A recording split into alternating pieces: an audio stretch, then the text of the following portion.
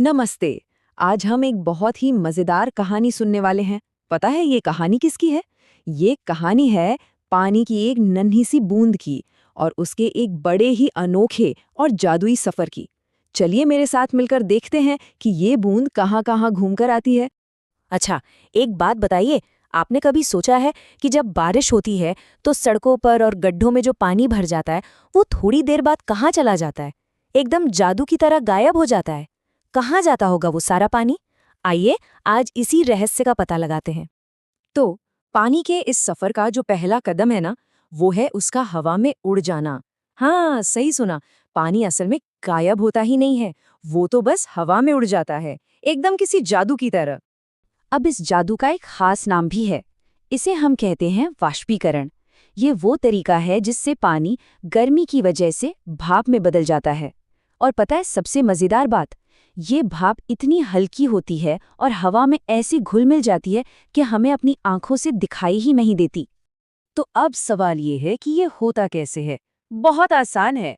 देखिए, सबसे पहले तो सूरज की तेज गर्मी जमीन पर गिरे पानी पर पड़ती है। इस गर्मी से पानी धीरे धीरे गर्म होने लगता है और जैसे ही पानी गर्म होता है वो भाप बन जाता है और फुर्रट से हवा में उड़ जाता है ना कितना आसान?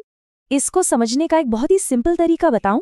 आपने घर में गीले कपड़ों को धूप में सूखते में देखा है ना? थोड़ी देर बाद कपड़े तो सूख जाते हैं, पर उनका सारा पानी कहाँ चला जाता है? सोचो सोचो। अरे हाँ, वो सूरज की गर्मी से भाप बनकर उड़ जाता है।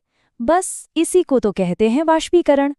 ठीक है, तो पानी भाप बनकर ऊपर, बहुत ऊपर आसमान में चला गया, पर कहानी यहाँ खत्म नहीं होती। अब सवाल ये है कि ऊपर जाकर इस भाप का क्या होता है। चलिए अब इस सफर के अगले हिस्से को देखते हैं। पता है ऊपर आसमान में क्या होता है? वहां बहुत ठंड होती है। तो जैसे ही ये गरम गरम भाप ऊपर पहुंचकर ठंडी हवा से टकराती है ना, एक और जादू होता है। वो भाप जो हमें दिख भी नहीं रही थी, वो फिर से पानी की छोटी छोटी नन्ही नन्ही बूंदों में बदल जाती है। और इस जादू का नाम है संघनन। और जरा सोचिए, जब ऐसी लाखों करोड़ों नन्ही नन्ही बूंदें एक साथ हवा में जमा हो जाती हैं, तो क्या बनता है? हाँ, वही प्यारे प्यारे रुई जैसे बादल जो हमें आसमान में तैरते हुए दिखते हैं। तो अगली बार जब बादल देखे तो याद रखिएगा कि वो असल में ढेर सारी पानी की छोटी छोटी बूंदें हैं जो एक साथ इकट्ठा हो गई हैं। अच्छा, ये वाला जादू तो आप घर पर भी देख सकते हैं। कभी एक गिलास में बहुत ठंडा पानी या बर्फ डालकर देखिएगा। थोड़ी देर में ही गिलास के बाहर पानी की छोटी छोटी बूंदें आ जाती हैं, है ना? अब सोचिए, ये पानी गिलास के अंदर से तो बाहर नहीं आया, तो फिर कहाँ से आया? ये वही हवा वाली भाप है जो ठंडे गिलास से टकराकर वापस पानी की बूंदें बन गई। यही तो है संघनन। तो अब तक क्या हुआ? पानी भाप बना और भाप से बादल बन गया। लेकिन क्या सफर यहाँ पूरा हो गया? नहीं, अभी तो उस पानी की बूंद को वापस अपने घर भी आना है। कहाँ? हमारी धरती पर। अब होता यह है कि बादलों में जो छोटी छोटी पानी की बूंदें हैं, वो आपस में मिलने लगती हैं, जुड़ने लगती हैं और धीरे धीरे बड़ी और भारी होती जाती हैं। और जब वो इतनी ज्यादा भारी हो जाती हैं कि बेचारी हवा उन्हें और ऊपर उठाकर नहीं रख पाती, तब तब वो बूंदें आसमान से नीचे जमीन पर गिरने लगती हैं। और पानी के इस तरह वापस धरती पर आने को ही हम एक और नाम से जानते हैं, वर्षण। और हम सब इसे किस नाम से जानते हैं? बारिश। जी हाँ, यही तो बारिश है। लेकिन सुनिए, पानी हमेशा बारिश की बूंदों के रूप में ही वापस नहीं आता।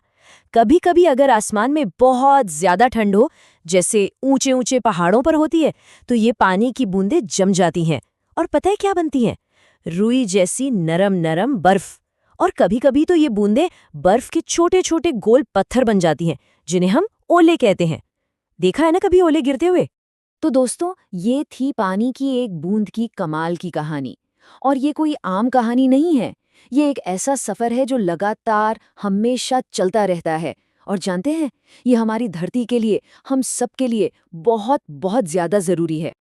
चलो एक बार फटाफट से इस पूरे सफर को फिर से याद करते हैं। सबसे पहले क्या हुआ? वाष्पीकरण, यानी सूरज की गर्मी से पानी भाप बना। फिर संघनन, मतलब वही भाप ऊपर जाकर ठंडी हुई और बादल बन गई।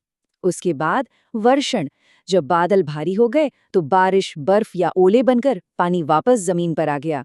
और सबसे आखिर में ये सारा पानी वापस नदियों और समुद्र में जमा हो जाता है, ताकि ये अपना सफर फिर से शुरू कर सके।